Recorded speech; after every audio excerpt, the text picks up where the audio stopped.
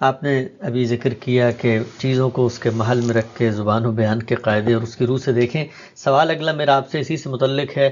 عام طور پہ کہا جاتا ہے، قرآن مجید نے کہا ہے کہ روزے کو پورا کرو الی اللیل. لیل کا لفظ آیا ہے، لیل کا مطلب ہوتا ہے رات، لیکن ہم تو غروب شمس کے وقت جب سورج ڈوب رہا ہوتا ہے اس کے ابتدا میں روزہ افطار کر لیتے ہیں. لیل کو غروب شمس کیسے سمجھا گیا، اور صحابہ کا طریقہ کیا تھا؟ کیا وہ پوری طرح اندھیرا ہو جاتا تھا تب روزہ افطار کرتے تھے، نماز پہلے ادا کرتے تھے، روزہ افطار کر کے نماز پڑھتے تھے؟ دیکھیے قرآن مجید میں صرف رات نہیں ہے بلکہ الی اللیل کے الفاظ ہیں، رات تک. تو اس کو جب ایک آدمی سنے گا تو ظاہر ہے کہ وہ یہ خیال کرے گا کہ رات تک سے مراد یہی ہے نا کہ دن ختم ہو گیا اور رات شروع ہو گئی. تو رات کی ابتدا مغرب سے ہو جاتی ہے. بعض لوگوں نے یہ خیال کیا کہ مغرب کے وقت رات کی ابتدا تو ہو جاتی ہے لیکن اس پر رات کے لفظ کا اطلاق شاید موضوع نہیں، اس کے لیے کوئی 10 منٹ مزید انتظار کرنا چاہیے. تو یہ فہم کا معاملہ ہے اور اس کا امکان ہے کہ اس پہ یہ اختلاف باقی رہے. میرے نزدیک صحیح مفہوم وہی ہے جو لوگوں نے سمجھا ہے عام طور پر، اور ہمارے ہاں احناف کے ہاں بھی دوسرے فقہا کے ہاں بھی اسی کو قبول کیا گیا ہے. وہی صحیح مفہوم ہے کہ جیسے ہی رات شروع ہوتی ہے یعنی غروب آفتاب ہو جاتا ہے تو ہمیں روزہ کھول لینا چاہیے.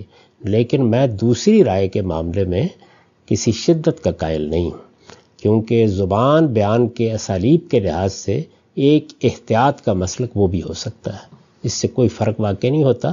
رسالت بآب صلی اللہ علیہ وسلم اور صحابہ کرام کے معاملے میں یہ بہت مشکل ہے یہ بتانا کہ 5 منٹ کا یا 4 منٹ کا کہیں وقفہ تو نہیں ہوتا تھا.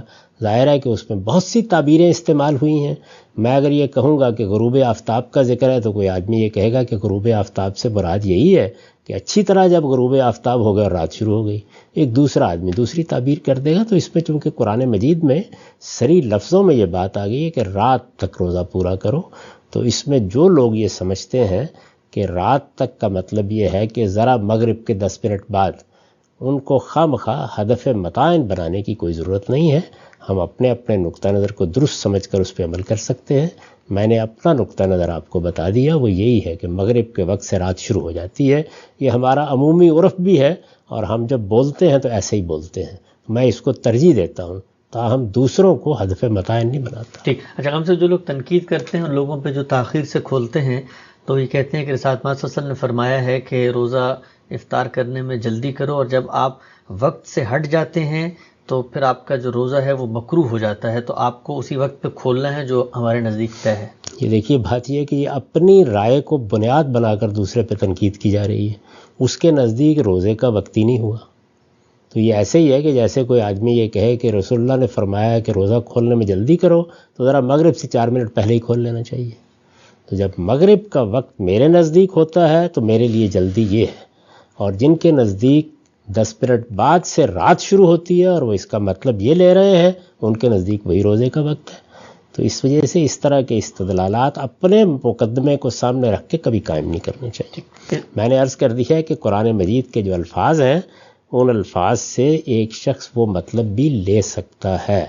اس پہ ترجیح کا معاملہ ہے اور میں پہلے مطلب کو ترجیح دیتا ہوں کہ مغرب کے وقت روزہ کھول لینا چاہیے. ٹھیک ہے. ہم سب آخری پہلو جو میں اس کرنا چاہ رہا ہوں وہ یہ کہ اس میں ذوقی پہلو بھی تو ہے. کوئی شخص چاہتا ہے کہ وہ نماز پڑھ کے افطار کرے، تو سوسائٹی کے اندر جب شریعت کا ایک حکم آتا ہے تو یہ تنوع کسی حد تک قائم رکھنا بھی تو منشاء خداوندی ہو سکتی ہے. نہیں، وہ غلط کرے گا. اس کی وجہ یہ ہے کہ جب یہ طے ہو گیا کہ رسالت بآب صلی اللہ علیہ وسلم نے روزہ کھولنے کی اور جلد روزہ کھولنے کی تلقین کی ہے تو سب کو روزہ اپنے طے شدہ وقت ہی پر کھولنا چاہیے. روزہ کھولیں، اس کے بعد نماز پڑھیں.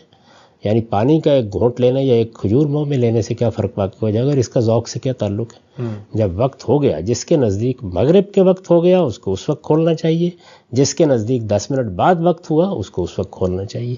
یعنی اس کا کوئی ذوق سے تعلق نہیں، اس کا تعلق فہم سے ہے. جس کا جو فہم ہے اس کو اسی کے مطابق عمل کرنا چاہیے. اگر اس میں کوئی غلطی ہوگی اس کو بھی اللہ تعالیٰ معاف فرمائیں گے. تو نماز پڑھنے سے ہم سب کیا فرق واقع ہو جائے گا؟